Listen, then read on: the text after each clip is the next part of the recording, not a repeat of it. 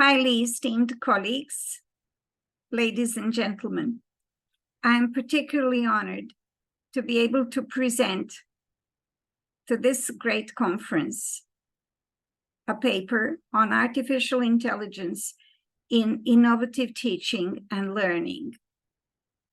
My name is Ljiljana Marković, and I'm a professor of ECPD, the European Center for Peace and Development of the United Nations University for Peace. Let me propose the following outline of my presentation. Firstly, we are going to say a few words about the ongoing revolution in teaching and learning, which is taking place as we speak. Secondly, I'm going to look into the theoretical framework of the concept of learner autonomy. Thirdly, we will enlighten a shift in teaching paradigm enriched by artificial intelligence. And fourthly, we should arrive at some conclusions, with item number 5 being the essential reading useful in this area. So let us look first at the ongoing revolution in teaching and learning.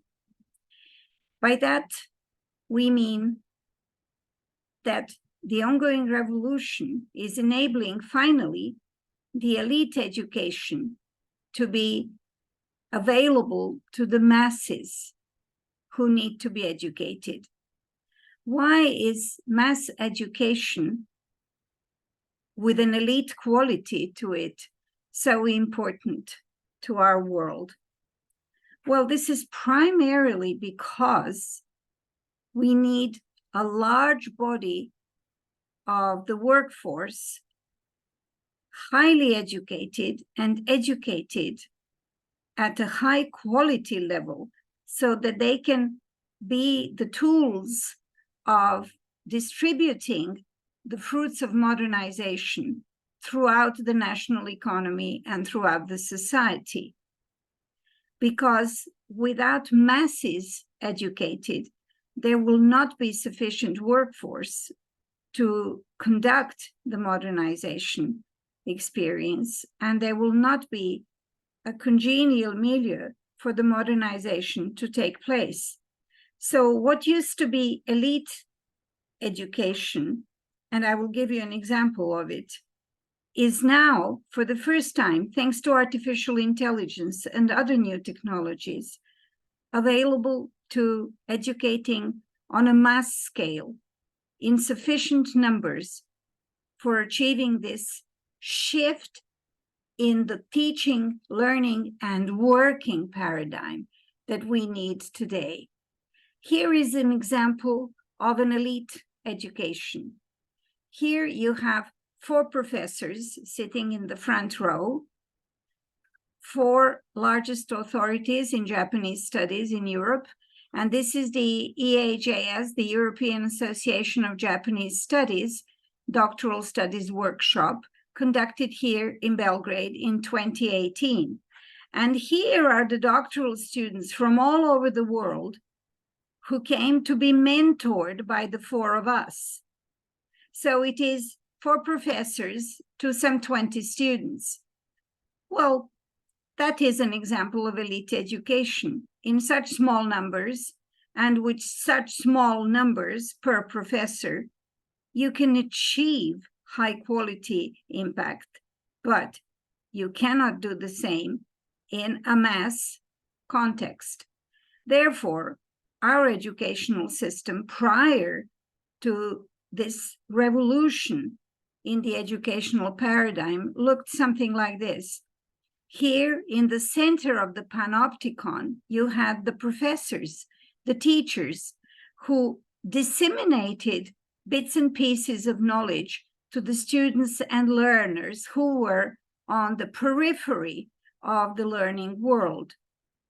And if they were in large classes, which was in the developing countries typically the case, then they would get only some bits and pieces of this teaching as dished out to them, as given to them by the professors who hold here in the middle in the center of the learning world, the monopoly over knowledge, over information, and over the resources.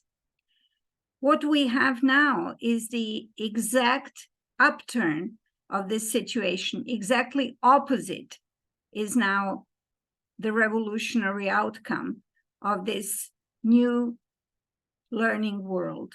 Here in the center of the panopticon, we have the student, the learner, who decides what to require, what to draw from the periphery, which is the internet environment, the web environment, where all the resources, all the knowledge, and all the information are stored.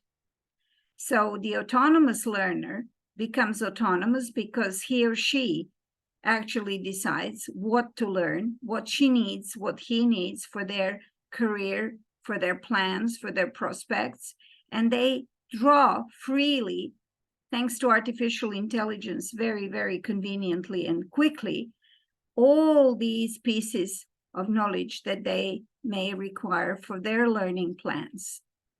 But it is no longer the professors, the teachers who are here in the center of the learning world.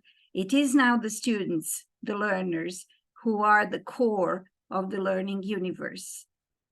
And because this is the case, we can now have, thanks to this periphery represented by the web, by artificial intelligence, and by new technologies, we can have here in the core masses of students who require, who draw out, and who take at the same time a large stock of knowledge that they need for their career plans. And everything is tailor-made, just as it used to be in these previous elite and small number situations. So you now have all the qualities of the elite small number teaching in an entirely mass-oriented learning environment.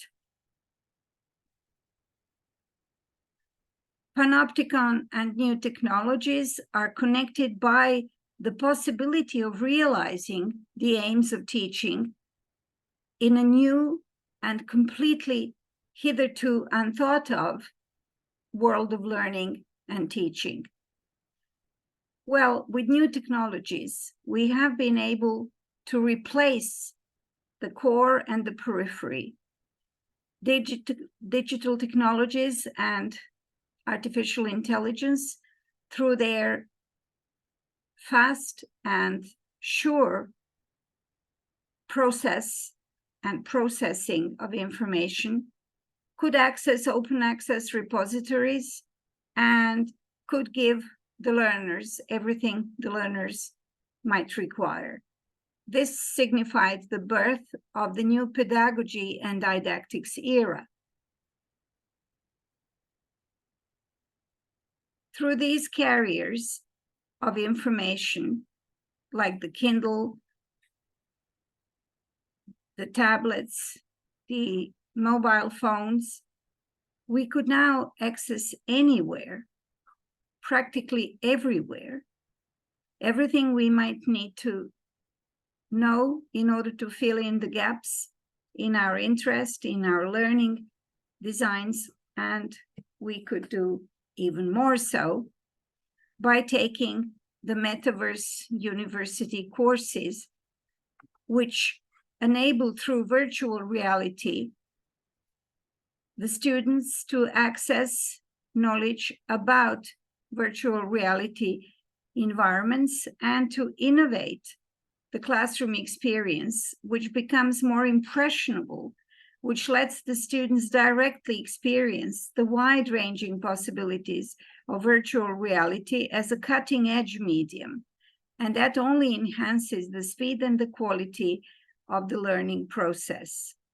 And here is one of the websites you could care to take a look at to see how new classes, among the first classes taught entirely by virtual reality, function. here is a class photo of virtual people instructor Jeremy Belson and students as they are immersed entirely in virtual reality while taking the inaugural summer quarter class. And you can see that they are all quite immersed in what they are doing, and their absorption power of new knowledge is enormous. They are completely one with the subject they're learning about because they are actually experiencing it thanks to the metaverse concepts. Well, now let us look at the theoretical framework. Let us see what learner autonomy actually signifies. Why is it called the learner autonomy? Okay, we saw that the learner is now in the center of the panopticon of the universe of learning. But why is he autonomous in the process of learning? Well, in the context of formal education, basis for learner autonomy is taking responsibility for one's own knowledge. So a student has to know why they are studying and to be responsible for their own progress, which is going to be guaranteed as successful if the learner is keen on learning, is full of responsibility towards his learning, and is immersed in perpetual endeavor to understand the matter, how and why is being taught, and to what degree of success. Effect of the learner's autonomy represents absence of barriers so that individual learner can rise above the formal learning process and its general surroundings. Origin of the autonomy term is to be found in the works of Henri Olek, who in 1979 presented the example of learner's autonomy for adults. As his starting point, Olek argues that the aim of education of an adult learner should serve as a preparation for partaking actively in democratic processes, because without educated population, democracy is not truly possible and cannot be understood in its real meaning of the word. So Olek saw education as an instrument for awareness and freedom of a person, and in some cases, an instrument for changing the environment. So he said, we start shifting from the idea of a person as a product of his or her own society towards the idea of a man as a creator of society, hopefully of a better and democratic world. And hence the importance of education. It is not only so significant for enabling technological progress, economic development, but also social harmony, democracy, and intrinsic values of each culture and civilization. So learner autonomy is a part of education philosophy in Europe. During last several decades, more and more national and regional curricula are dedicated to development of critical thinking, independent student, and autonomous learner, as defined by the Common European Framework of Reference, CEFAR, the European Language Passport, and the European Language Portfolio.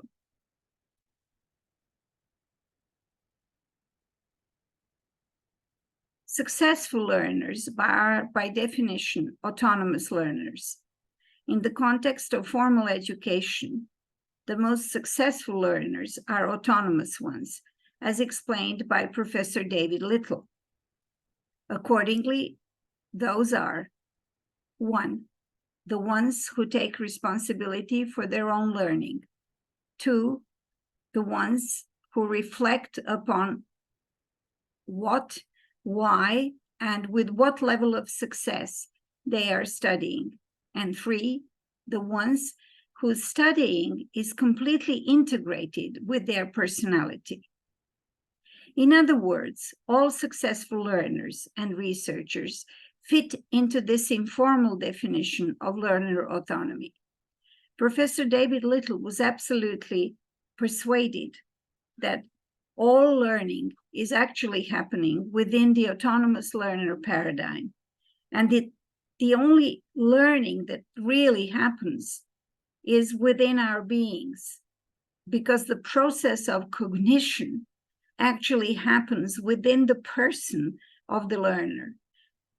We can be exposed to facts, we can get myriad of information, but the process of understanding and adapting to our needs and study plans and career plans happens within our persons in this tremendous alchemic process, in the process of cognition within our beings. Well, we said Europe, but in fact, the learner autonomy is a part of the East Asian tradition as well. It was in the 12th century that Zhu Xi, a philosopher of the Sung dynasty, who was actually the father of the Neo-Confucian train of thought, wrote, "If you have any doubts, think it out for yourself. Do not rely on others for explanation. If there weren't anyone to ask, would that mean that you should stop learning? If you could get rid of the habit of relying upon others, you could advance in the learning process on your own." And this is the famous philosopher, Zhu Xi, who for his age, for his time, lived a very long life of 70 years, but who actually left us a tremendous legacy of thought, which is still precious, and not only for the learner autonomy principle, but also for this sort of self-reliance. One has to rely upon oneself. And if there were no one else to ask, no one around to ask, would that mean that we would stop learning, we would stop exploring, we would stop thinking? And his adamant no was a guideline for the future generations of autonomous learners and propagators of autonomous learning, like Andy Olek or David Little, or all of those who have changed the teaching paradigm in the West in our day and age. So let us now have a look how this shift in teaching paradigm from teacher in the center of the teaching world to student in the center of the teaching universe was actually made possible and greatly enriched by artificial intelligence. We should just have a brief look at how is artificial intelligence used in education. And its uses are manifold. There will be hardly any aspect of the educational process at all levels without artificial intelligence being vital in its conduct in our day and age, and of course, in the future to come. For example, how are the examining, testing, and other tasks helped by artificial intelligence? Most teachers and professors are now aware that a great amount of time can be saved by artificial intelligence marking the tests, which of course have been devised in the right way so that artificial intelligence can mark them. How much time can be saved and thus devoted to the real dialogue with the students, to the enhancement of their critical thinking, when the artificial intelligence takes on all the menial tasks, all the very laborious, labor-intensive, time-consuming performances and tasks in the classroom, which are such that artificial intelligence can successfully jump in and save the day for the teachers.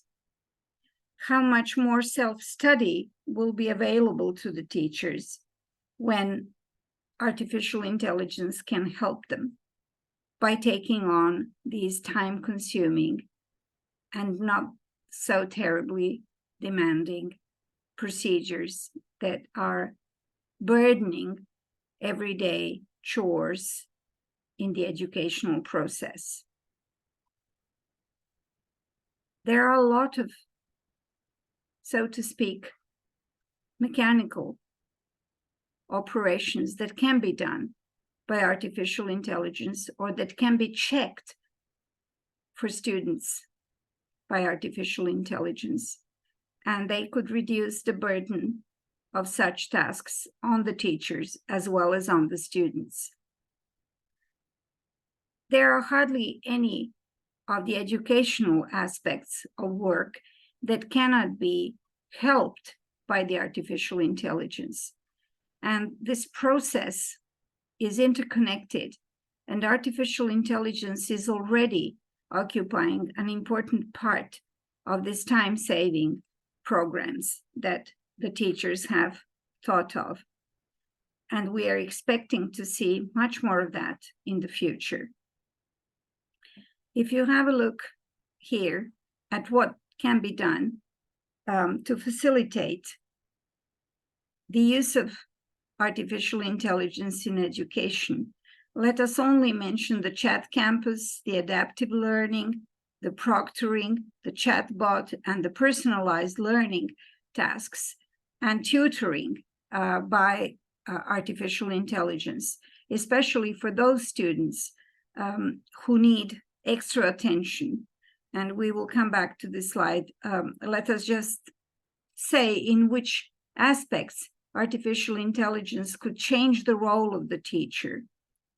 Teachers always have a critical role in the education system, but this role and its requirement may change with new technologies. As in the above points, we have already discussed that artificial intelligence can automate different tasks such as grading, reports, help students while learning, and may also be an option of real-world tutor in some cases, especially in the cases of those students who need extra time and extra attention in the process of tutoring. Artificial intelligence can be included in different aspects of teaching. Artificial intelligence systems can be programmed for providing expertise to students, a place where students can ask their doubts and could take the place of teacher for teaching basis in course materials. In such cases, artificial intelligence could change the role of the teacher as a facilitator, because in the new learning and teaching paradigm, in the autonomous learner world, the teacher, the professor, becomes only the facilitator. We only help the students select more quickly and in a more qualitative way from among the thousands of items of resources available on the web. So the teacher is actually the facilitator. Our role becomes the role of those helping the student, the autonomous learner, get on with his tasks quickly, efficiently, and to his and our satisfaction. We can also further the personalization of education with artificial intelligence. The main aim of artificial intelligence in education is not to completely replace teachers. Instead, it aims to act as helping hands for teachers as well as students. Artificial intelligence systems can be programmed to provide personalized learning to students. With personalized learning, each student can have their own way of learning as per their level of understanding and need. By understanding the needs of every student, teachers can come up with a tailor-made study plan for every student. As artificial intelligence is developing day by day, it is possible that machines can identify the facial expressions of students while learning the concepts, can understand if they are finding any difficulty in learning, and according to that, make changes in the way of teaching. However, currently, such things are not possible, but they might be possible in the near future with the artificial intelligence-powered machines and software. And this is how the artificial intelligence actually makes the autonomous learning paradigm a reality. It makes it possible. It enables it for the first time since the time of Jushi, since the 12th century. For the first time, we are now able to say, yes, you are autonomous. You can think it out for yourself. You can find your own answers, and you can learn what you consider is useful to you as a student, as a learner. So let us briefly go over the 10 roles for artificial intelligence in education. We can sum them up as 1, activity automation, 2, adaptive software, 3, targeted improvement, 4, tutorial support, 5, helpful feedback, 6, information interaction, 7, changing teacher roles, 8, trial and error learning, 9, actionable data, and 10, changing the nature of learning. The learning process itself becomes a part of permeating the learner personality. The nature of learning becomes an acquired part of the learner's personality. The learner becomes one with the subject of his learning because he is so immersed in those details of the learning process in which he finds the greatest interest and finds them most useful to his own goals. This is why this process is also tailor-made. It's tailor-made to each individual's needs and interests, and therefore each individual can find a way of becoming successful in the learning process. And the benefits of such a process of learning are immeasurable, because we will not have the unhappy students any longer.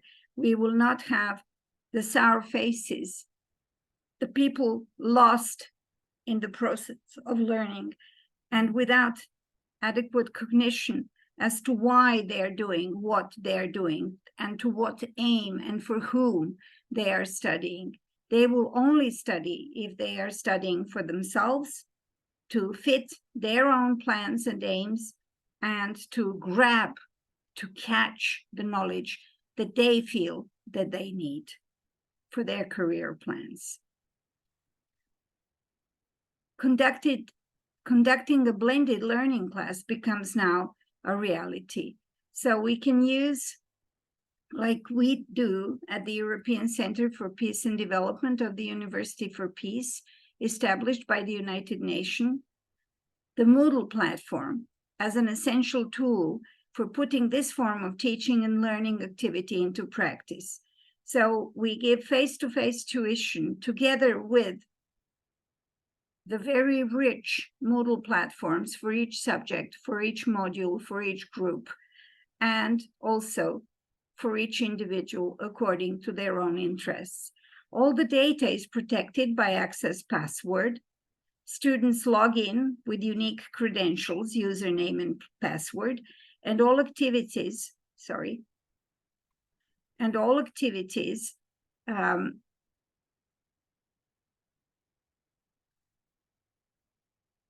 are monitored. So the teachers are not becoming idle or lazy or on permanent holiday. The teachers are preciously monitoring the student activities. First of all, we know exactly how much time the student has spent on the course Moodle group, reading, answering, questioning, etc. We can monitor the frequency of access to the shared materials. We can actually check the points for attendance, submitted tasks, tests, and examination results, and they are only available personally to each learner and to each student individually. They are not shared by the group, and no privacy is encroached upon. Example of various activities that we can do through these blended Moodle groups, blended teaching and learning Moodle groups, are sharing lecture notes in the form of audio, video, or text format, submitting papers, presentations, homework assignments, essays, etc., choosing topic for essays or presentations with the voting option, submitting suggestions for some additional activities to be included in the class, such as including topics that are related to the matter and students find them very useful and interesting to be discussed during the final concluding class of the course, time permitting. Taking the tests and exams online in one of the computer classrooms at ECPD and receiving the results automatically, practically simultaneously, along with the sum of points for the course at the end of the semester.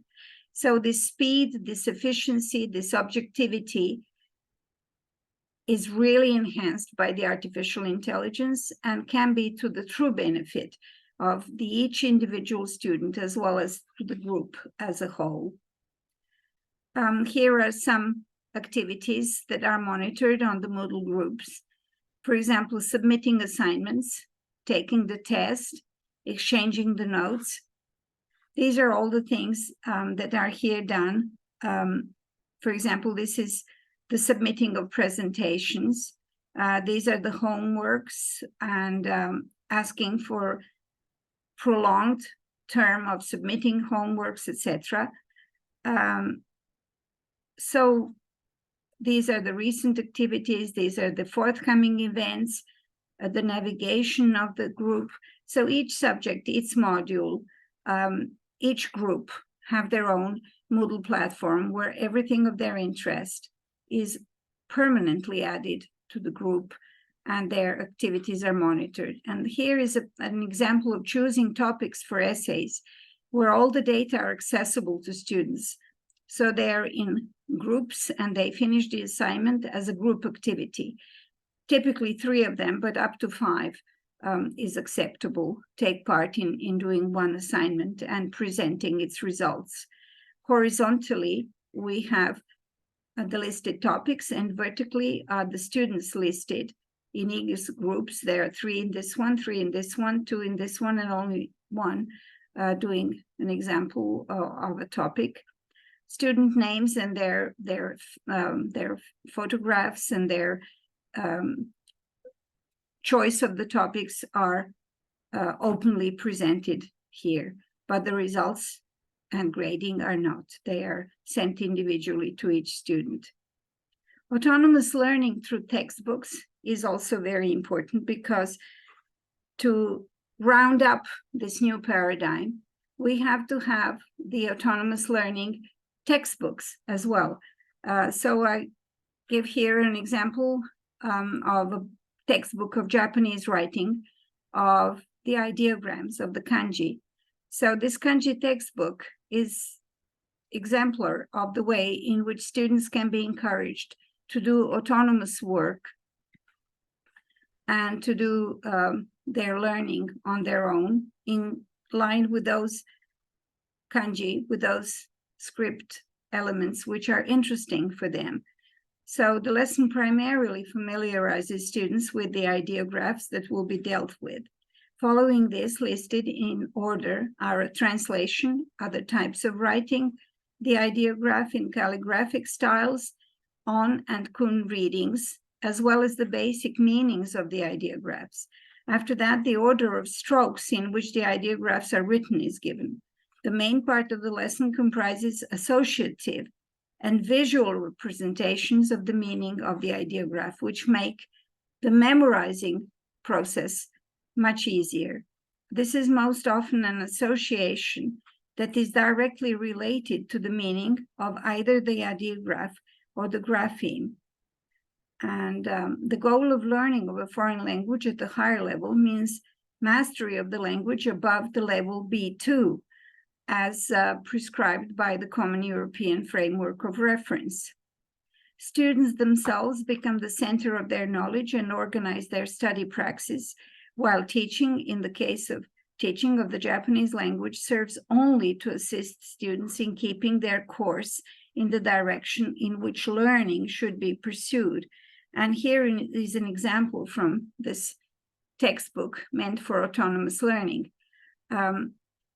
Well, this is an ideogram for number 100, 100. And it is shown by the associative method of memorizing that when it is rotated like this, it becomes very similar to the Arabic numbers for 100.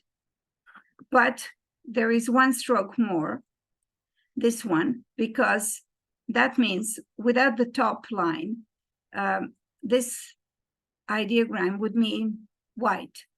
So 99 is often called the white age because it just lacks one stroke to become 100. So all of these little stories are written here and explained, and also this method of visual association, which makes this ideogram easier to remember if you consider it just the result of a rotation of an Arabic number 100. Here are the combinations of this number, like Sambyaku, 300, 600, Ropyaku, 900, Kyuhyaku, etc.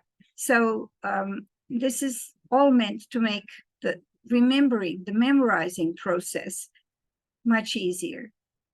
And the role of blended learning actually means that students take an active part in their education and learning process. Students are encouraged to share with other colleagues their notes, their ideas, and interesting materials. So it's a cooperative, teamwork method of teaching and learning.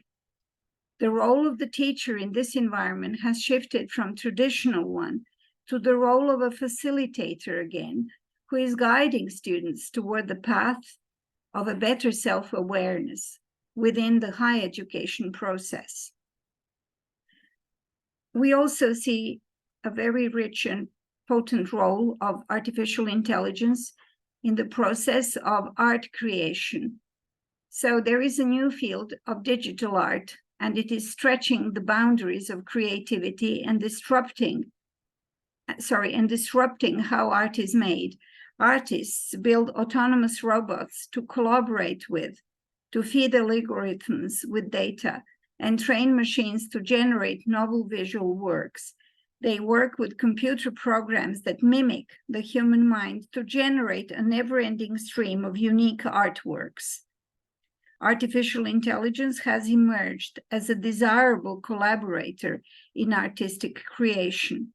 And this is a work by Refit Anadol called The Machine Hallucinations.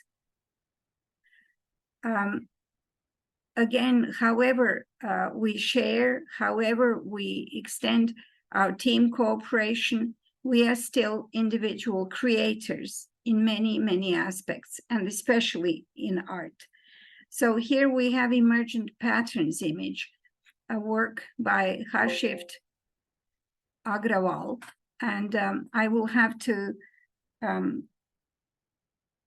join my computer to electricity, otherwise this wonderful work is going to be interrupted for a simple reason, the lack of electricity. So please bear with me for a second.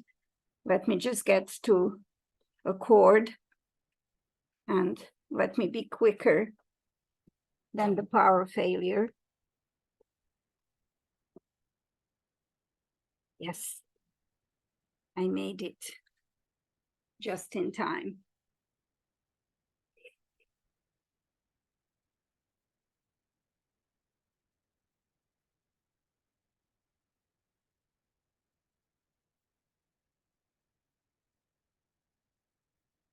So Louis Rosenberg created this work of art with two robots creating their masterpieces. He created the image above using a new type of artificial intelligence software that produces generative artwork. The process took about 15 minutes and did not involve paints or canvases. Louis says, I simply entered a few lines of text to describe the image that I wanted. A robot holding a paintbrush and standing at an easel created the rest. So he is a pioneer in the fields of virtual reality, artificial reality, and artificial intelligence.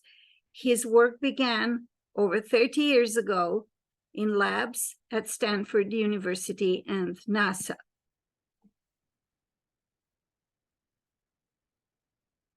We could analyze many functions that artificial intelligence can and already does perform in our processes in different fields of activity. For example, this one is in medicine. It's a surgical robot, famous as Versius. And his incisions are so precious and the cuts are so small that they're called the keyhole surgery, so that with minimum damage, various important operations could be performed now, which was never possible in the past. And also we can see robots perhaps taking part in one of the future Olympics. Why not? The Robot Olympics. They could also have competition in the games.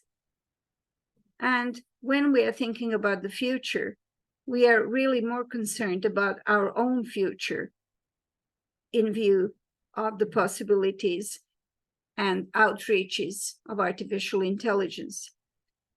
So let us move to some conclusions. With the process of artificial intelligence advancement, it is inevitable to incorporate these revolutions in the process of education at every level, because after artificial intelligence took on so many important roles and can perform such useful activities, the process of education can never be the same. We simply expect the artificial intelligence to play its own part, to play the part that it can play in the process of education, without fearing that we as teachers will become jobless. We will still be needed around for a very, very long time to come. Then roles of both students and teachers are enriched with new options for conducting all activities regarding preparations for class, activities during and after the class. We also can offer a much broader outlook for the students' education. And with the shift of the teaching paradigm to a learner autonomy paradigm, we can actually expect to have much better equipped, much happier, and much more knowledgeable students than ever before.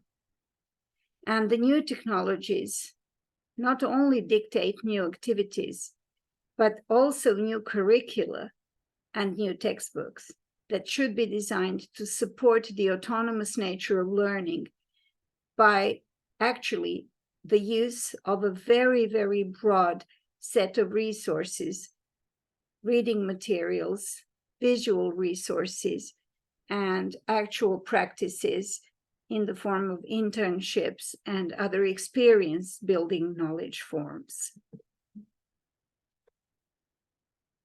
And I would like to just say a few words about essential reading. You will here find some of the important texts, both regarding the learner autonomy paradigm and also about the artificial intelligence role and importance as a contributor to modern age, present day, and future education. Let me, in the end, thank you for your kind attention. I'm open for your questions. Thank you.